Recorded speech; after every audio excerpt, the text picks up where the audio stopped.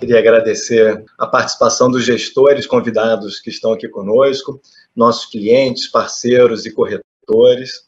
As pessoas estão se sentindo mais frágeis, vendo que a vida é frágil, momentos inesperados surgem com mais frequência do que se imaginava, e as conexões afetivas estão ainda mais fortes.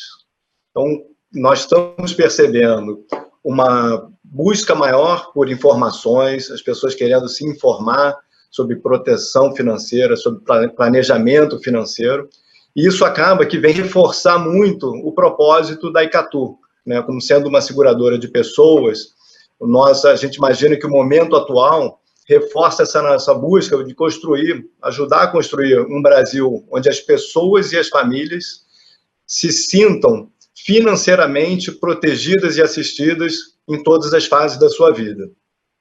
Como é que a gente pode ajudar a construir, né, a levar a nossa missão por esse Brasil afora? Um dos pilares é exatamente esse da educação financeira, um evento como hoje, levar informação, trazer à luz um debate como esse, e democratizar o acesso aos produtos de seguros de vida e previdência para todos os perfis, desde um planejamento sucessório até a busca realmente por um produto de aposentadoria de longo prazo.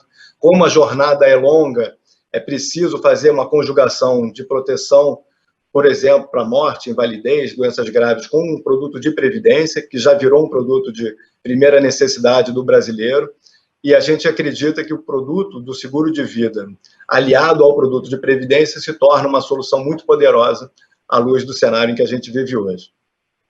Então, a gente acabou criando, a Icatu acabou se tornando, na verdade, o maior marketplace de previdência privada do Brasil, onde é possível aliar os melhores gestores de recursos do Brasil, como já tem alguns aqui presentes conosco hoje, já são mais de 80 na nossa plataforma, e levar todo esse portfólio de fundos, produtos, mandatos, filosofias de gestão a produtos com ticket de entrada de até R$100 por mês, através de todos os canais possíveis. Momentos de crise também são momentos em que as pessoas ficam com a memória muito latente, e queria convidar todos vocês, né, como representantes de suas empresas, seus segmentos, suas famílias, que todos nós seremos lembrados vivamente sobre como que nós agimos durante esse ano, esses momentos de crise. Então, é um momento que exige muita cooperação, muita responsabilidade, e é uma oportunidade que nós temos para inspirar uma nova geração de líderes que vem por aí. Então, é assim que a gente imagina, por isso que temos a presença desses gestores hoje que vão nos ajudar a trazer à tona uma discussão à luz do cenário atual, com juros que provavelmente, né, na Selic, no CDI, uma expectativa de rentabilidade talvez até abaixo da inflação. Então, a palavra do jogo é diversificação, por isso tem painéis com renda fixa, multimercado, renda variável, exatamente para poder levar essa discussão, que acho que a palavra de ordem é diversificação. Espero que seja um evento enriquecedor a todos, e muito obrigado.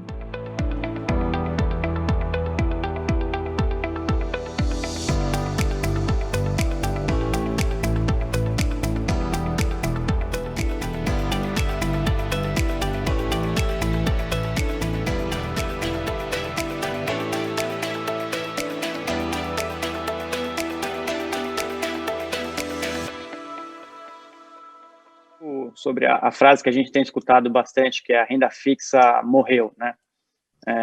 Acho que, em primeiro lugar, a renda fixa não morreu, nem o CDI, nem o pós-fixado, tá?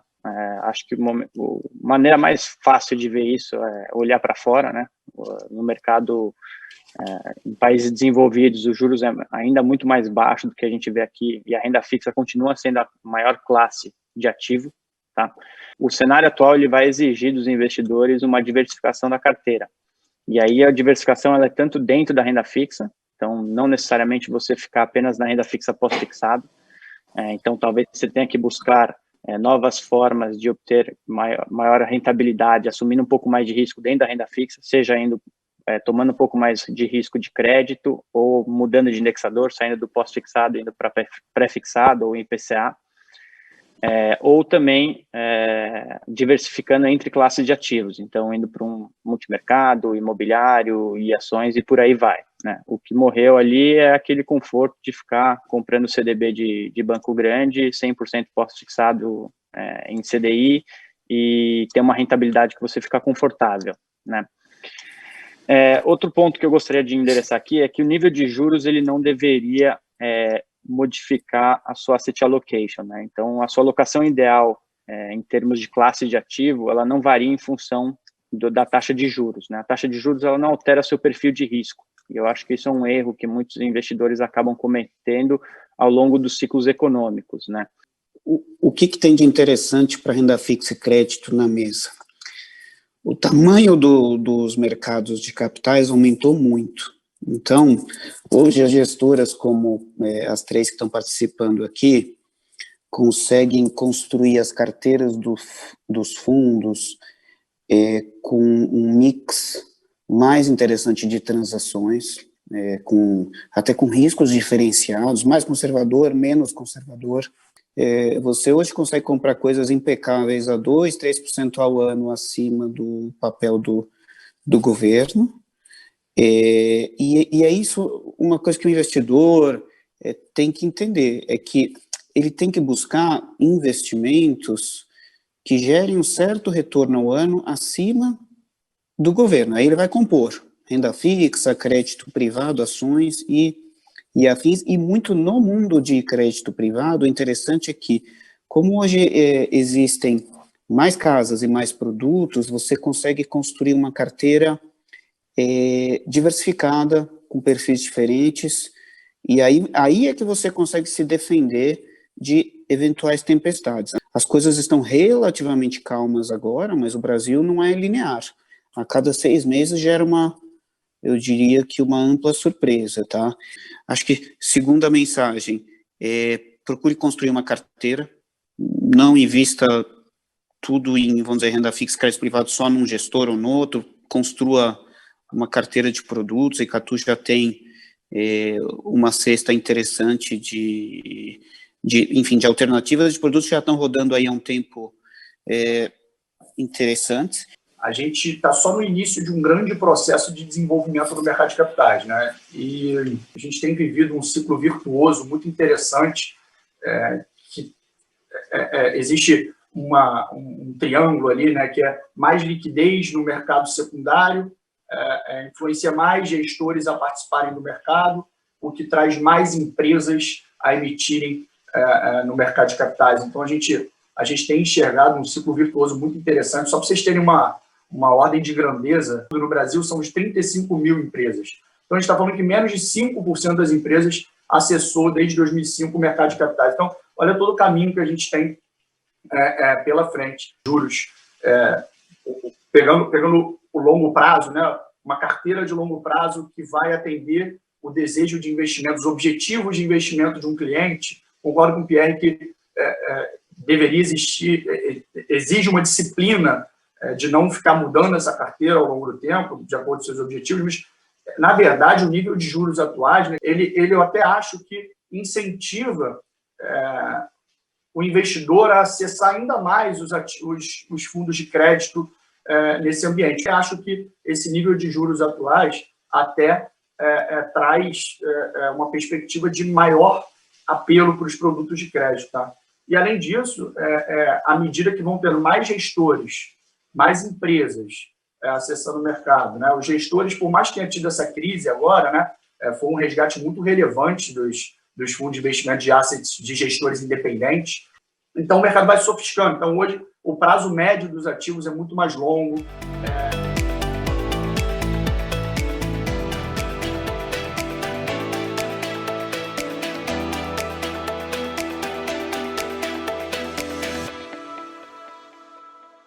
Bom, falando um pouco de crédito privado aqui, tá? Ou qualquer ativo de renda fixa, tá bom? Principalmente no crédito privado, o maior risco é o risco de inadimplência, né? Então, como eu falei, reprecificar um ativo é totalmente natural, né? No momento de maior incerteza, você cobra mais prêmio para emprestar recurso para determinada empresa ou para determinado banco. Então, é natural que todo o seu estoque de ativos seja reprecificado, né?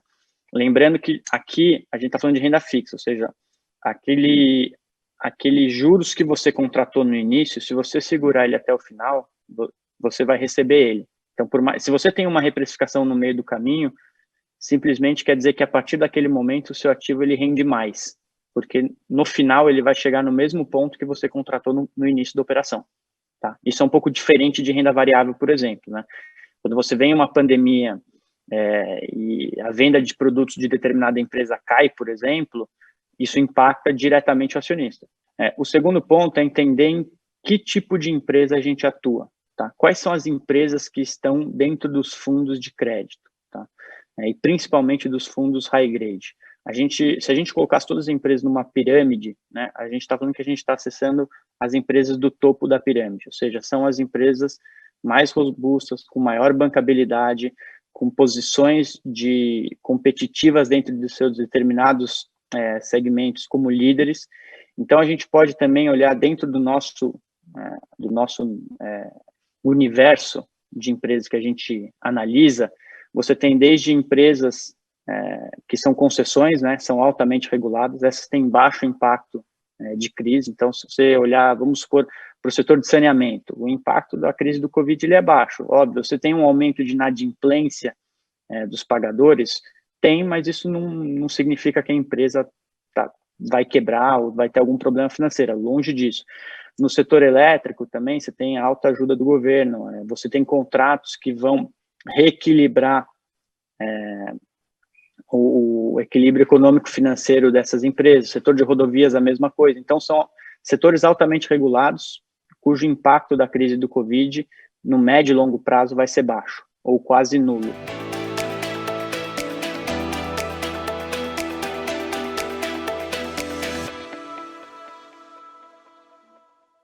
Mais fácil ter ganhos em fundos de crédito privado, porque os spreads de compra dos papéis, que são os prêmios em cima da taxa do governo, ainda estão altos e continuarão altos, do que em, vamos dizer, fundos de renda fixa purista, tá? Que aí você tem, talvez, mais títulos públicos mesmo, né? LFT, LTN, NTNBs.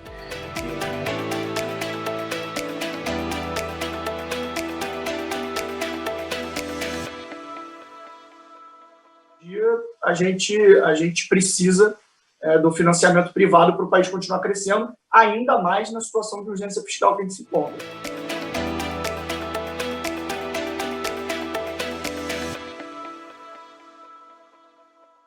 Falando em renda fixa como um todo, o preço de um ativo ele é inversamente proporcional à taxa desse ativo, né? O preço dele ele é descontado a uma taxa. Então, vamos falar de crédito, por exemplo. O que é a taxa de desconto de um ativo de crédito? É o nível soberano, então, por exemplo, o CDI, mais um spread de crédito. Então, o que aconteceu? O spread de crédito, durante principalmente março e abril, como o Arturo bem pontuou, esse spread já voltou muito, mas o spread de crédito em março e abril aumentou muito, né? Porque os fundos estavam sofrendo resgates, precisavam vender forçadamente ativos. Estou falando na média, né? Não foi todo mundo. Precisavam vender forçadamente ativos. Além disso, tinha uma insegurança acerca do cenário, como eu citei. Então, o spread de crédito aumentou muito.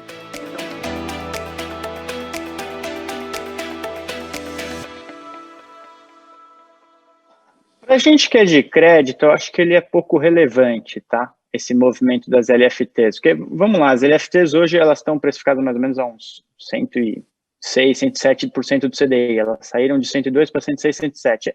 Para a gente é pouco relevante. Está falando que as LFTs, o deságio que está sendo cobrado nelas foi equivalente a uma abertura de 5% do CDI. Já foi um movimento que a gente já viu, né, em 2012, essa reprecificação de LFT. É natural. É que nem eu falei, qualquer reprecificação em momentos de crise é natural. Hoje você tem um problema um pouco técnico, que é o governo está tentando emitir mais LFT para refinanciar sua dívida, e o mercado está com um pouco apetite para esse ativo, né? Então, acho que o Tesouro vai ter que ali fazer essa gestão de em que velocidade ele vai colocar novos títulos na rua, né?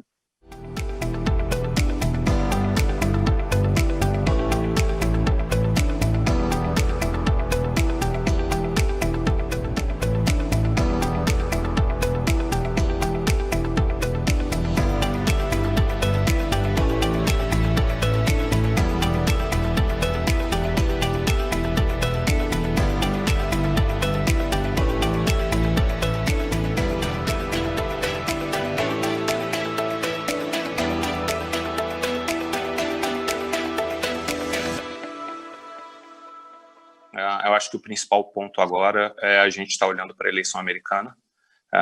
Se a gente efetivamente, tipo assim, é uma eleição muito diferente, dadas as restrições das pessoas irem às urnas ou não, e a gente tem olhado com alguma preocupação o fato da corrida presidencial, se ela for muito apertada, o risco de judicialização do resultado.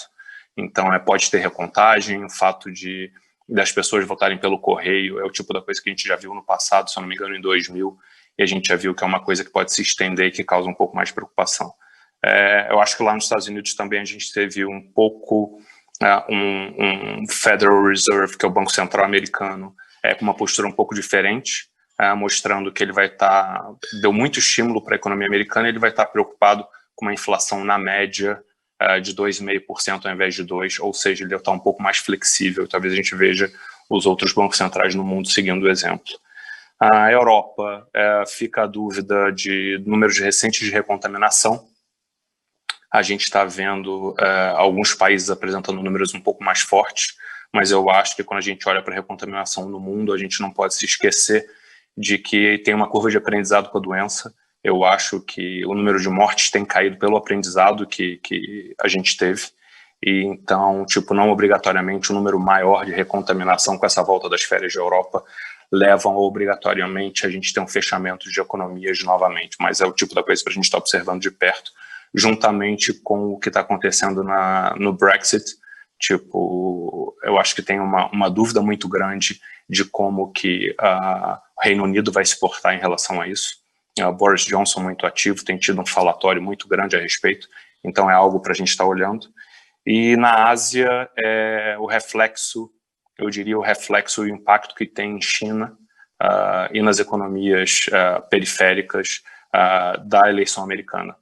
Eu acho que o Trump foi muito duro, foi muito vocal com as relações comerciais com a China, então a Ásia fica muito impactada efetivamente pelo resultado da eleição americana. Eu acho que são posturas diferentes do Biden ou do Trump, e a gente vai ter que ver quem ganha.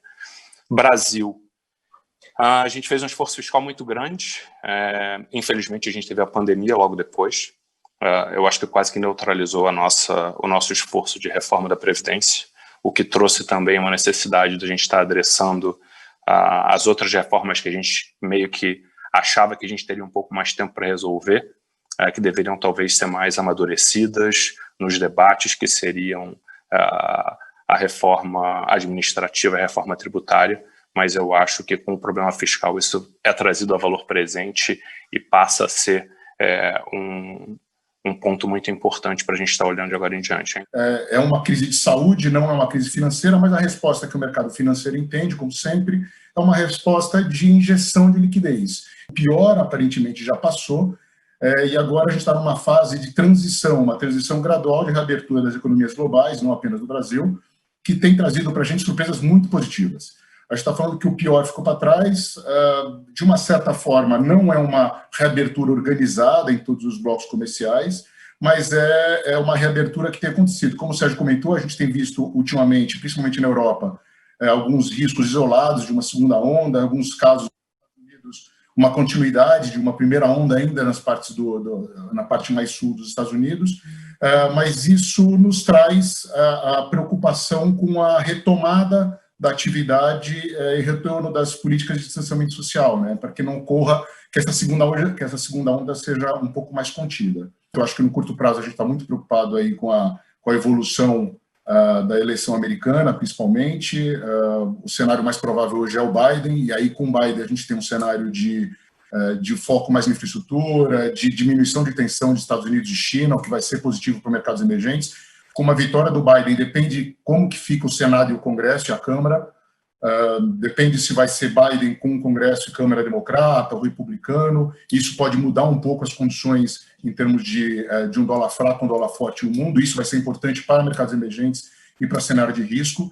E aí, trazendo um pouquinho para o Brasil, a palavra da moda ultimamente é o que a gente se preocupa bastante na Claritas, é realmente com a manutenção desse ambiente reformista, desse ambiente de responsabilidade fiscal que a gente conseguiu alcançar em 2019 e que em 2020, por conta do coronavírus, a gente acabou gastando toda aquela nossa economia que a gente teve de previdência tão importante, passos tão importantes que a gente deu para melhorar o patamar de prêmio de risco Brasil, a gente o governo foi obrigado, de uma forma assertiva e bastante rápida, a injetar dinheiro na economia no curto prazo para tentar sustentar o PIB.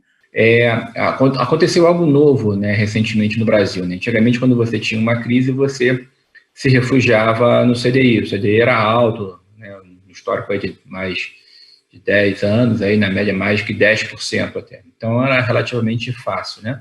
Só que agora o juros está a 2%.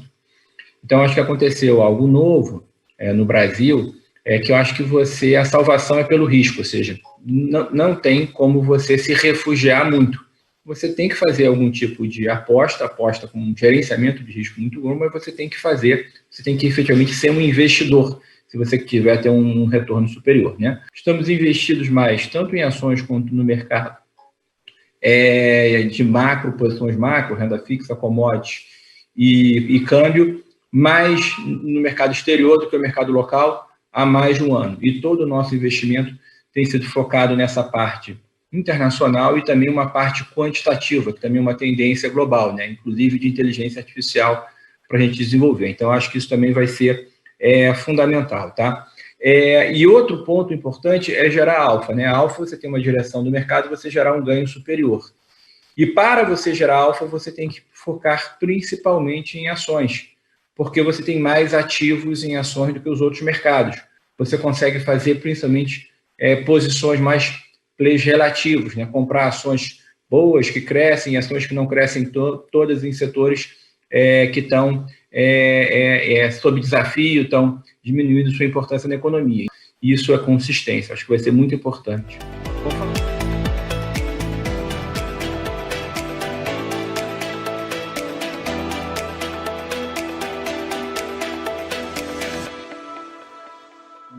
A gente não escolhe o ativo que a gente mais gosta, a gente escolhe o ativo que melhor performa, que tem mais assimetria de risco-retorno para os nossos cenários. Então, a gente, que é um país emergente, que precisa de poupança externa, precisa vir dinheiro para o Brasil para poder fechar nossas contas, se a gente tem um problema de imagem que faz o nosso CDS hoje, a gente não pode esquecer, o nosso CDS hoje, o nosso prêmio de risco Brasil, ele está num patamar de 215 basis points. Pré-pandemia era de 100 basis points. A nossa B50, por exemplo, os papéis de mais longo prazo, elas estão num patamar também acima do início da crise. Isso tudo demonstra que a visão fiscal e a visão sobre o Brasil está um pouco pior. Isso faz com que o nosso real fique um pouco mais valorizado. A gente precisa, sim, no conceito de diversificação e no conceito de proteção de portfólio também, ter investimentos fora do Brasil, sim, inclusive na Previdência. Isso é extremamente importante a gente ter essa classe de ativo nos portfólios.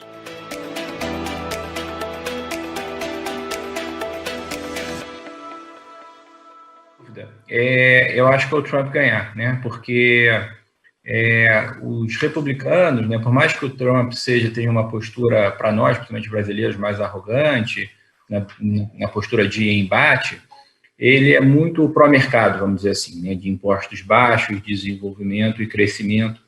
Então, acho que, sem dúvida, é o Trump. Sem dúvida, para o curto prazo também, porque o mercado detesta o desconhecido, né? O Biden, é bom que ele é um candidato mais de centro, ou seja, a grande ameaça de candidatos radicais democratas já se afastou, nem a vice dele é radical, então acho que esse risco não existe.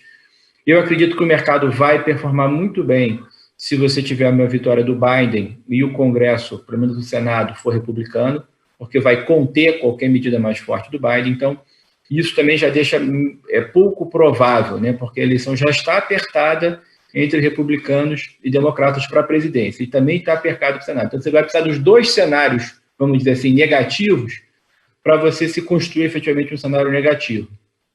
De novo, eu acho que o time de economistas do Biden por trás dele é muito bom. Os democratas sempre tiveram também time de economistas muito bons. Então, eu vou falar algo polêmico também. Eu acho que o risco da eleição americana é maior, como você falou, para o Brasil do que para o próprio Estados Unidos. Porque se você tiver uma inversão um pouco desse movimento pró-risco que existe no mundo, de juros baixos, de medidas pró-mercado, isso vai afetar principalmente emergente, você aumentar o risco. Então, acho que realmente não é, infelizmente, uma questão nossa.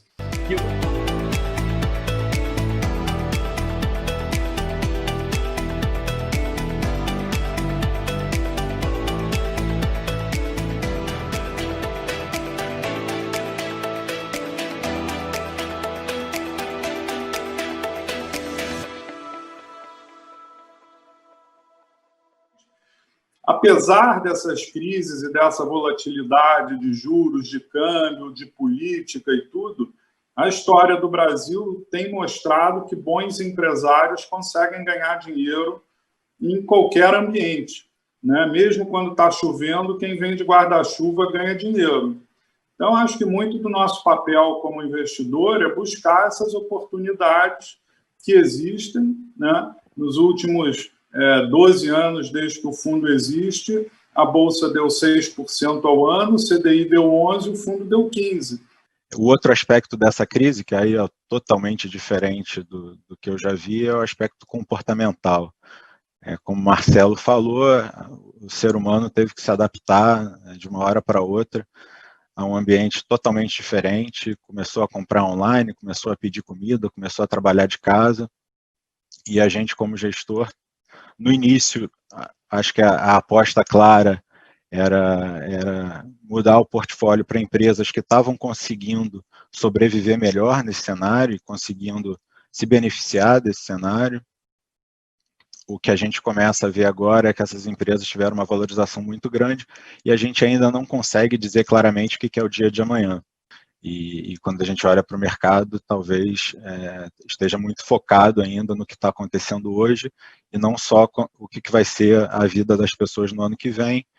E quando a gente precifica ações, a gente tem que olhar para um longo prazo, né? Não adianta olhar para os próximos 6 meses.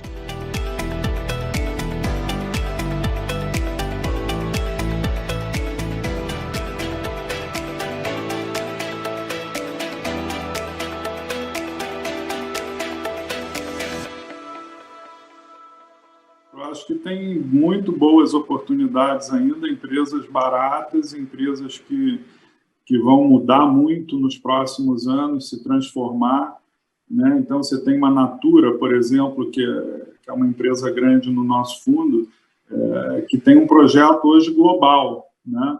E, em geral, empresas boas, quando estão num momento ruim, é muito bom comprar, porque no longo prazo esse problema ruim de curto prazo ele se resolve, ele passa em algum momento e as coisas retornam para um patamar mais normal e assim que assim, digamos assim, que é o mais fácil de ganhar dinheiro é isso, é comprar uma empresa boa que está passando por um momento ruim no curto prazo.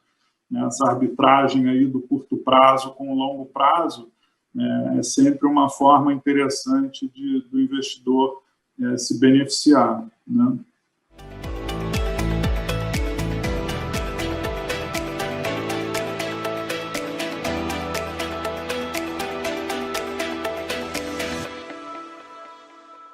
Do ponto de vista econômico, né, fora, obviamente, do ponto de vista de saúde, do ponto de vista sanitário, né, mas do ponto de vista econômico, os eventos que estão ocorrendo esse ano, né, terão efeitos sobre vários anos, sobre os próximos anos, chegando muito próximo ao momento da aposentadoria de muitos dos investidores, dos nossos fundos de previdência, dos fundos de previdência do mercado.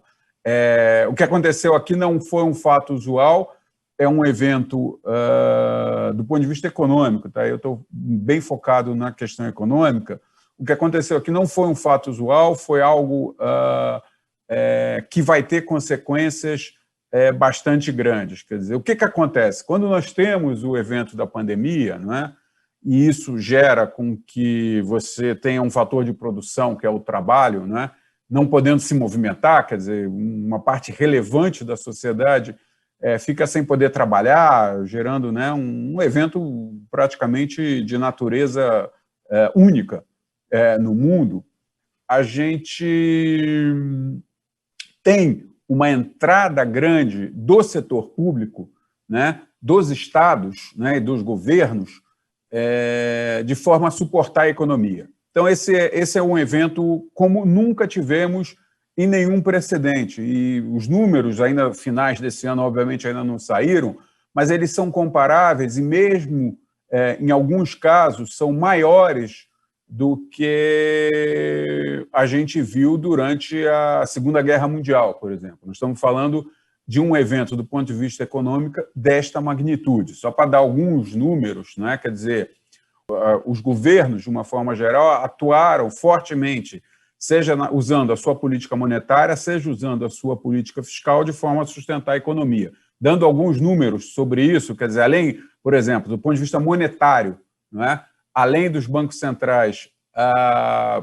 baixarem, né, praticamente todos os bancos centrais do mundo desenvolvido baixarem o juro para zero, alguns já tinham até abaixo disso, já tinham taxa de juro negativo, manterem essa taxa de juro negativo, o que nós vimos foi uma expansão monetária, de fato, sem precedentes. O que ocorreu foi o seguinte, por exemplo, em 2008, nós tivemos também uma crise financeira, né, diferente dessa atual, mas com alguns aspectos semelhantes, uma crise financeira que levou, por exemplo, os bancos centrais a emitirem bastante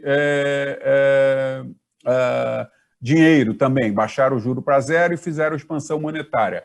Nós chegamos em janeiro de 2020, antes dessa pandemia, o balanço dos bancos centrais, que era de 3 trilhões de dólares, passou para 15 trilhões de dólares. Né? Este ano, no fim deste ano, os balanços dos bancos centrais vão terminar em torno de 25 trilhões de dólares. Ou seja, você fez uma expansão monetária em 12 anos, da ordem já bastante grande, assim, que antes era inimaginável, fez uma expansão monetária de 12 trilhões de dólares. Agora, num período de meses, nós estamos falando de abril até dezembro, essa expansão será só nesse período dos bancos centrais em torno de 10 trilhões de dólares. Então, o que eu vejo para o ano que vem, sim, as economias que podem continuar, vão continuar dando sustentação para a atividade econômica e acho que, de uma forma geral, os mercados vão continuar performando positivamente no próximo período.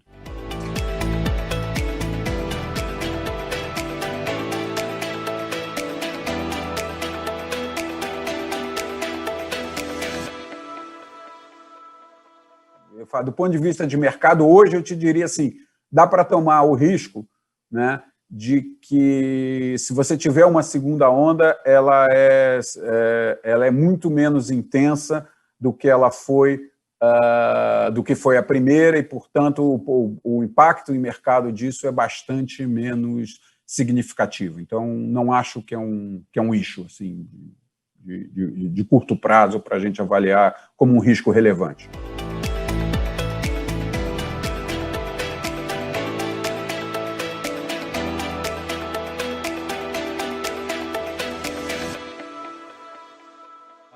Acho que, obviamente, os juros não vão ficar em 2% para o resto da vida aqui no Brasil, né? Eles vão subir, mas acho que os ajustes monetários que vão ser feitos serão muito menor magnitude do que foram no passado. Portanto, eu acho que uma combinação desses fatores, no final das contas, tem como uma resultante um cenário de certa estabilidade que é possível conseguir do ponto de vista econômico para os próximos anos, sem resolver os problemas estruturais que o país tem.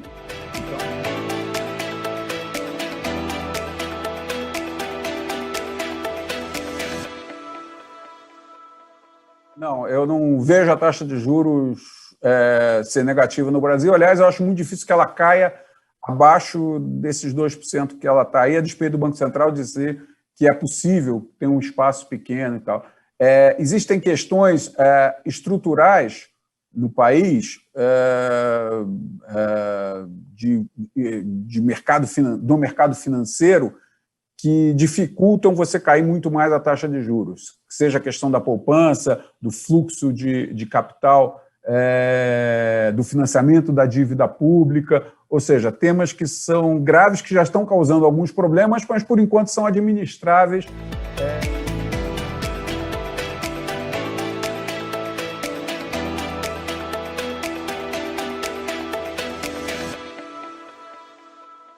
Assim, a agenda ambiental nunca foi um tema relevante no Brasil, relevante no sentido de atuação dos governos relevantes.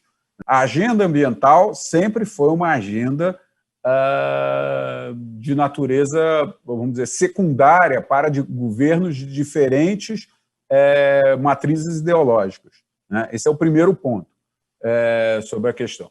De fato, nós estamos chegando numa situação limite agora, porque existe uma pressão internacional, existe um impacto, não é? E acho que o governo tem que atuar nesse sentido.